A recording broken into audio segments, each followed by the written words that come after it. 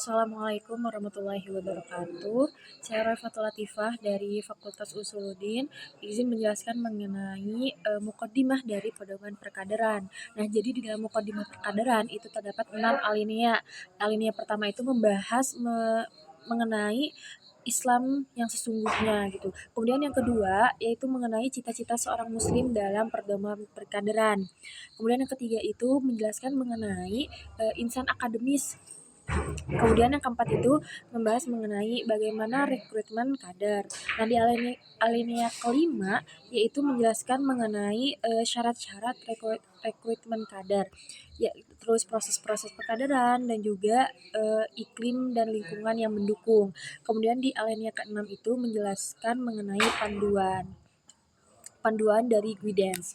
Nah, kemudian di sini saya akan menjelaskan mengenai landasan-landasan perkaderan.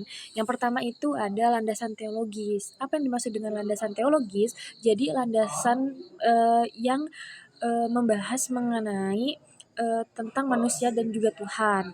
Nah, itu kenapa dibahas? Karena manusia itu dilahirkan secara Hanifiyah al-Samhah, yaitu makhluk yang cenderung kepada kebaikan. Kemudian membahas mengenai betapa pentingnya manusia itu memiliki takwa. Kemudian yang kedua itu adalah landasan ideologis. Apa itu landasan ideologis? Ideologis itu apa? Ideologis itu merupakan paham dari umat Islam gitu. Nah, umat Islam ini dituntut untuk menjadi idealis karena kenapa? Karena Islam itu memiliki cita-cita. Nah, kemudian yang ketiga itu landasan secara sosiohistoris. Nah, secara sosiohistoris itu ini tuh mengenai perpindahan dari ekonomi politik itu menjadi kultur Islam. Nah, kenapa? Karena Islam itu sebagai agama dalam satu kesatuan yang dinamis. Kemudian yang terakhir itu landasan secara konstitusi. Nah, HMI ini memiliki ADART sebagai landasan konstitusinya gitu. Nah, seperti yang dijelaskan di dalam pasal 3 mengenai HMI itu sebagai organisasi yang berasaskan Islam dan juga bersumber pada Al-Quran dan Sunnah. Kemudian HMI ini juga memiliki manfaat sebagai organisasi kepemudaan. Nah, kemudian mengenai prinsip perkaderan. Prinsip perkaderan ini terdapat 6 poin penting di dalamnya. Yang pertama itu tentang integratif. Apa itu integratif? Yaitu aspek perkaderan yang digunakan secara menyeluruh, terhubung, tidak parsial, dan juga tidak mendikotomi.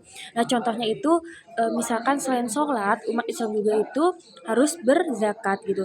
Kemudian yang kedua itu tentang keseimbangan.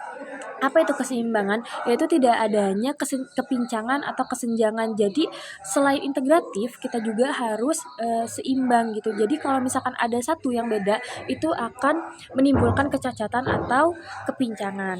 Kemudian persamaan. Persamaan ini yaitu tidak boleh dibedakan karena sesuai dengan firman Allah pada surat Al-Hujurat ayat 13 bahwa manusia ini diciptakan secara sama gitu, tidak ada perbedaan.